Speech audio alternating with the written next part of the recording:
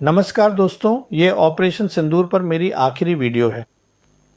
मेरी पहली वीडियो जो 21 सितंबर को आई थी, उसमें मैंने यह तर्क दिया था कि पिछले 35 वर्षों से भारतीय सेना ने पाकिस्तान के खिलाफ विश्वसनीय पारंपरिक युद्ध क्षमता विकसित करने की अपनी मुख्य जिम्मेदारी से किनारा कर लिया है, जो पाकिस्तान के प्रॉक्सी युद्ध को रोक सकती थी या उसे रोकने के लिए पर्याप्त होती। ये जम्मू और कश्मीर में हुआ है और इसके बजाय भारतीय सेना लगातार आतंकवाद विरोधी अभियानों में ही संतुष्ट रही है। दूसरी वीडियो जो अगले दिन यानी 22 सितंबर को आई थी, उसमें मैंने मुख्य रूप से यह बात कही थी कि 2016 की सर्जिकल स्ट्राइक के समय भारतीय सेना के नेतृत्व ने युद्ध कैसे लड़ा जाए इस अपनी मुख्य भूमिका को छोड़ दिया था, या कहें कि उसे प्रधानमंत्री को सौंप दिया था। अब इस वीडियो में मैं दो महत्वपूर्ण सवालों का जवाब दूंगा। पहला सवाल यह है कि सिंदूर के बाद हम जानते हैं कि सिंदूर में एक विराम आया है, तो सिंदूर के बाद अगली सैन्य से सैन्य मुठभेड़ की संभावना कितनी है? और दूसरा सवाल जिसका मैं जवाब दूंगा वह ये है कि क्या सिंधु 2 सिंधु से बड़ा होगा? ये किस रूप और आकार में सामने आएगा और इसमें नैरेटिव बिल्डिंग की क्या भूमिका होगी? तो आइए पहले सवाल से शुरू करते हैं। सिंधु 2 की संभावना, और मेरा जवाब है कि ये बेहद ज्यादा है। मैं ऐसा क्यों कहता हूं? इसका कारण ये है कि जब तक मोदी सरकार सत्ता में है, भारत और पाकिस्तान के बीच संबंध सामान्य नहीं होंगे और इसलिए दोनों पक्ष एक दूसरे की कमजोरियों को भुनाने की कोशिश करेंगे। जहां तक पाकिस्तान का सवाल है, एनएसए अजीत डोभाल का अब प्रसिद्ध बयान उनके दिमाग में गहराई से बैठा हुआ है। अब डोभाल ने तर्क दिया था कि अगर भारत पाकिस्तान के खिलाफ रक्षात्मक रुख अपनाता है तो पाकिस्तान को फायदा होता है, भारत को कुछ नहीं मिलता। अगर भारत पाकिस्तान के खिलाफ आक्रामक रुख अपनाता है तो इससे गर्म युद्ध छिड़ सकता है, और दोनों देशों के पास परमाणु हथियार हैं। इसलिए डोभाल ने तर्क दिया कि आक्रामक रक्षा भारत के लिए पाकिस्तान के खिलाफ अपनाने के लिए सबसे अच्छा रुख है, क्योंकि इसके जरिए भारत पाकिस्तान की कई कमजोरियों को देख सकेगा और उन्हें अपने फायदे के लिए इस्तेमाल कर सकेगा। उन्होंने कहा कि इस तरह से न तो सेना की तैनाती की जरूरत पड़ेगी और न ही दोनों देशों के बीच परमाणु हथियारों को लेकर कोई चिंता होगी। और उन्होंने अपनी इस सोच को उस मशहूर पंक्ति में समेटा जिसमें कहा, अगर तुम एक मुंबई करोगे तो तुम बलूचिस्तान खो दोगे। तो जहां तक पाकिस्तान का सवाल है, वे इस मामले में पूरी तरह स्पष्ट हैं। एनएसए की इस सोच को देखते हुए पाकिस्तान मानता है कि भारत बलूचिस्तान में अशांति के पीछे है। वह बीएलए का समर्थन कर रहा है और टीटीपी का भी समर्थन कर रहा है।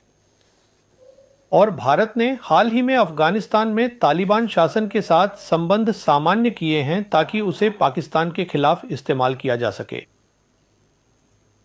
अब दूसरी ओर जहां तक भारत का सवाल है, कश्मीर में उसकी कमजोरी अच्छी तरह से स्थापित है। कश्मीर में सामान्य स्थिति की जितनी भी बातें की जाती हैं, असलियत यह है कि एक साल से वहां मुख्यमंत्री तो है, लेकिन वास्तव में केंद्र शासित प्रदेश को एक लेफ्टिनेंट गवर्नर ही पूरी सख्ती से चला रहा है। और हम जानते हैं कि पाकिस्तान के खिलाफ जितने भी ऑपरेशन हुए हैं, चाहे वह 2016 हो, 2019 हो या 2025, वे सभी कश्मीर क्षेत्र में ही किए गए हैं। और इन सब के बावजूद पाकिस्तान बिल्कुल भी डराया या रोका नहीं गया है। और इसका सबूत यह है कि रिपोर्ट्स हैं कि जम्मू के बाहर लॉन्च पैड्स पर आतंकवादी मौजूद हैं, और यह भी खबरें हैं कि जम्मू और कश्मीर दोनों जगह मुठभेड़ें हुई हैं। तो मेरी राय में सिंदूर 2 की संभावना बहुत अधिक है। अब मैं दूसरे सवाल का जवाब देता हूं कि क्या यह सिंदूर से बड़ा होगा, इसकी रूपरेखा और स्वरूप क्या होगा, और इसमें नैरेटिव बिल्डिंग की भूमिका क्या होगी। तो आइए इसे एक एक करके समझते हैं। हमने 2016 में सर्जिकल स्ट्राइक देखी, जिसमें केवल भारतीय सेना का इस्तेमाल किया गया था। 2019 में केवल भारतीय वायुसेना का इस्तेमाल हुआ, और 2025 में सिंदूर में भारतीय सेना और भारतीय वायुसेना दोनों का इस्तेमाल किया गया। लेकिन इन सभी मामलों में निशाना हमेशा आतंकवादी ठिकानों पर ही था और इसका कारण यह था कि जैसा मैंने कहा कि ये प्रधानमंत्री की स्पष्टता है जिन्होंने युद्धों को केवल आतंकवाद विरोधी अभियानों तक सीमित रखने का निर्देश दिया है और इसका कारण यह है कि इससे सैन्य से सैन्य टकराव की संभावना नहीं होती जो आगे चलकर एक बढ़ती हुई स्थिति बन सकती है जो फिर एक खुला युद्ध बन जाती है और जिसे नियंत्रित नहीं किया जा सकता। तो निर्देश बहुत स्पष्ट था लेकिन ये ऑपरेशन सिंदूर में काम नहीं आया और हमने ऑपरेशन सिंदूर में यही देखा। जहां तक पहली रात की हवाई लड़ाई का सवाल है, मेरी राय में भारतीय वायुसेना ने कोई हवाई मुकाबला नहीं किया, यानी सैन्य से सैन्य टकराव की बात हो रही है। हालांकि 9 से 10 मई की रात को त्रिसेवा योजना के तहत भारतीय वायुसेना का उपयोग किया गया और उसने सफल काउंटर एयर ऑपरेशन किए जो कि सैन्य से सैन्य टकराव ही हैं और इसीलिए तमाम कोशिशों के बावजूद ऐसी स्थिति आ गई कि भारतीय वायुसेना का इस्तेमाल करने के लिए मजबूर होना पड़ा। तो मेरा कहने का मतलब यह है कि सिंधु में भी यही बात लागू होती है। अगर ऐसा होता है और भारतीय वायुसेना का इस्तेमाल किया जाता है तो निश्चिंत रहें, ये खुली जंग में बदल जाएगा। ये बात सरकार को बहुत स्पष्ट रूप से समझ लेनी चाहिए और दो और बातें भी सरकार को बहुत स्पष्ट रूप से समझ लेनी चाहिए। दूसरी बात यह है, माफ कीजिए, पहली बात यह है कि अमेरिका सिंधु की तरह न तो मध्यस्थता करेगा और न ही सिंधु में जो भी कहा गया वैसा कुछ करेगा। और दूसरी बात यह भी है, कृपया सिंधु के बाद पाकिस्तान की बढ़ी हुई भू राजनीतिक स्थिति को ध्यान में रखें जिसका प्रभाव सिंधु आई पर पड़ेगा। और इस जमीनी स्थिति के हिस्से के रूप में यह स्पष्ट होना चाहिए कि चीन सिंधु आई में पाकिस्तान की वैसे ही मदद करेगा जैसे उसने सिंधु में की थी, चाहे वह शांति काल हो, युद्ध से पहले का समय हो या फिर सैन्य अभियान के दौरान हो, हर समय चीन का पाकिस्तान को पूरा समर्थन रहेगा। फिर अमेरिका भी पाकिस्तान का समर्थन करेगा क्योंकि अब अमेरिका ने सिंधु के बाद पाकिस्तान को मध्य पूर्व में एक रणनीतिक भूमिका दे दी है। फिर पाकिस्तान को ईरान, तुर्की और सभी 6 जीसीसी देशों का समर्थन मिलेगा। दरअसल इन देशों में से एक सऊदी अरब ने सिंधु के बाद पाकिस्तान के साथ रणनीतिक पारस्परिक रक्षा समझौते पर पहले ही हस्ताक्षर कर दिए हैं। फिर मेरी राय में बांग्लादेश और मालदीव दोनों पाकिस्तान का समर्थन करेंगे और जहां तक रूस का सवाल है, रूस तटस्थ स्थिति अपनाएगा। तो जब आप ये सब देखते हैं तो ये बहुत स्पष्ट हो जाता है कि अगर कोई ऐसा करे, भारत में कोई भी समझदारी से आकलन करेगा तो वह इस निष्कर्ष पर पहुंचेगा कि सिंधु में भारतीय वायुसेना का उपयोग निश्चित रूप से एक गर्म युद्ध की ओर ले जाएगा। तो भारत के लिए अन्य विकल्प क्या हैं? क्योंकि भारत न तो लड़ना चाहता है और न ही वह हालात को और बढ़ाना चाहता है। अब बहुत से लोग भारतीय नौसेना के उपयोग की बात कर रहे हैं।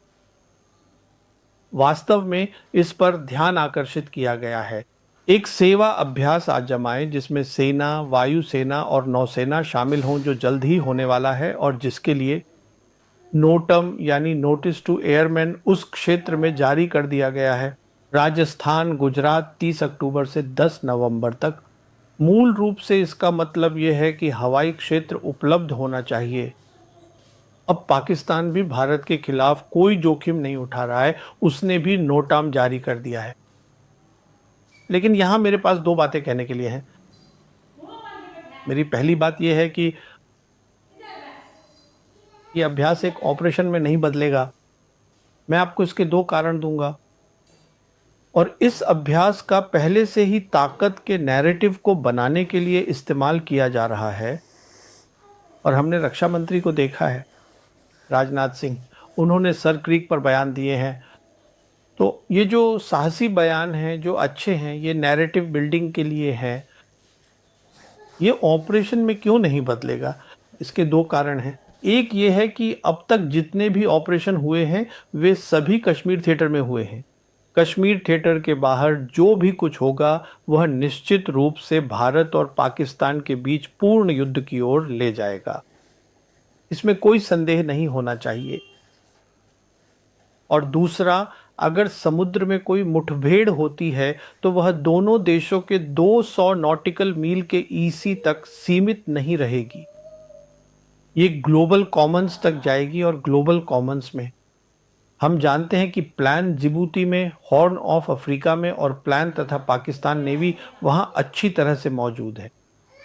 वे बहुत अच्छी स्थिति में हैं अरब सागर उस क्षेत्र को कवर करने के लिए। भारत को प्लान और पाकिस्तान नेवी के खिलाफ प्लान का सामना करना पड़ सकता है, जो सिंदूर में हुई घटना से कहीं बड़ा होगा, जहां यह एक मोर्चे पर सशक्त युद्ध था। इसका मतलब केवल पाकिस्तान लड़ रहा था, चीन पूरी तरह से मदद नहीं कर रहा था, लेकिन लड़ाई में अपनी भूमिका भी नहीं दिखा रहा था, जो भारतीय नौसेना के मामले में नहीं होगा। तो यह सिर्फ नौसेना के बारे में ये बात कहने के लिए है कि यह नैरेटिव बनाने में मदद करती है। तो फिर सरकार के लिए सिंधु को उठाने के क्या विकल्प है? मेरे आकलन में सब कुछ एक बार फिर से सेना पर आकर टिक गया है। यह 2016 में शुरू हुआ था, क्योंकि सेना का उपयोग, और मैं थोड़ी देर में समझाऊंगा कि यह कैसे किया जाना है, सेना का उपयोग केवल 2 उद्देश्यों को प्राप्त करने का सबसे अच्छा तरीका है। पहला उद्देश्य सरकार का है कि कोई वृद्धि नहीं होनी चाहिए। अगर वृद्धि होती है तो उसे नियंत्रित किया जाना चाहिए। कृपया याद रखें कि पाकिस्तान ने अपनी सभी कार्रवाइयों में कहा है कि वह जवाब देगा, लेकिन वह अनुपातिक रूप से जवाब देगा। यहां तक कि पाकिस्तान भी वृद्धि या युद्ध नहीं चाहता। अब दूसरी बात यह है कि सेना का उपयोग सरकार को न केवल अपने अभियानों में मदद करेगा, बल्कि नैरेटिव बनाने में भी सहायक होगा। यह महत्वपूर्ण है, क्योंकि सेना तीनों सेवाओं में सबसे बड़ी है और मेरी राय में सेना वैचारिक रूप से भाजपा सरकार के करीब है, और यह बहुत मायने रखता है। क्योंकि आखिरकार मैंने सेना प्रमुख को एक वार्ता में यह कहते सुना था कि नैरेटिव बनाना बहुत महत्वपूर्ण है। और जब मैं कहता हूं कि सेना वैचारिक रूप से मोदी सरकार के करीब है, मेरे आकलन में यह सब जून 2015 में शुरू हुआ, जब उस समय के लेफ्टिनेंट जनरल बिपिन रावत, जो दीमापुर में 3 कोर के कमांडर थे, और हुआ यह था कि नागाओं ने भारतीय सैनिकों पर घात लगाकर हमला किया था। उन्होंने बड़ी संख्या में भारतीय सैनिकों को मार डाला था, और उसका बदला लेने के लिए जनरल रावत ने स्पेशल फोर्सेस का इस्तेमाल किया, और वे म्यांमार में घुसे और नागा उग्रवादियों को मार गिराया, जबकि अपनी तरफ कोई हताहत नहीं हुआ। और म्यांमार में नागाओं के खिलाफ उनका यह ऑपरेशन मोदी सरकार का ध्यान आकर्षित कर गया, और यही 2016 में पाकिस्तान के खिलाफ सर्जिकल स्ट्राइक की प्रेरणा बना। और इस बात को उस अधिकारी ने भी स्वीकार किया है जिसने इस ऑपरेशन की योजना बनाई और उसे अंजाम दिया था, lieutenant general TS Hooda, northern army commander. और मेरी राय में यही 2019 के बालाकोट हवाई हमलों के लिए भी प्रेरणा थी, जहां निश्चित रूप से easy air chief marshal Dhanoa थे, लेकिन उस समय जनरल रावत सेना प्रमुख थे, तो वह एनएसए अजीत डोभाल के बहुत करीब हैं, और वह प्रेरणा वहां बहुत हद तक मौजूद थी। ये कहना गलत नहीं होगा अगर मैं बस यूं ही जिक्र कर दूं, लेकिन यह महत्वपूर्ण है कि यह कोई संयोग नहीं है कि एनएसए अजीत डोभाल, दिवंगत जनरल रावत और वर्तमान chief of defence staff general Anil Chauhan, जिन्हें रिटायरमेंट से बुलाकर प्रमोट किया गया और चीफ ऑफ डिफेंस स्टाफ बनाया गया, ये सभी उत्तराखंड राज्य के पौड़ी गढ़वाल जिले से आते हैं, और उत्तराखंड राज्य भाजपा का गढ़ है।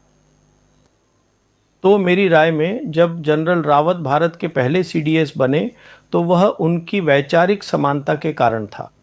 क्योंकि देखिए, सरकार के लिए यह महत्वपूर्ण है कि नैरेटिव सही हो, उसे तैयार किया जाए, और सेना, वरिष्ठ सेना अधिकारी, सेना प्रमुख जब कुछ कहते हैं, उदाहरण के लिए वर्तमान सेना प्रमुख जब कहते हैं कि जब सिंधु 2 होगा तो पाकिस्तान को अपनी भूगोल और इतिहास के बारे में सोचना चाहिए, तो उसका प्रभाव राजनीतिक नेतृत्व के वही बात कहने से कहीं अधिक होता है।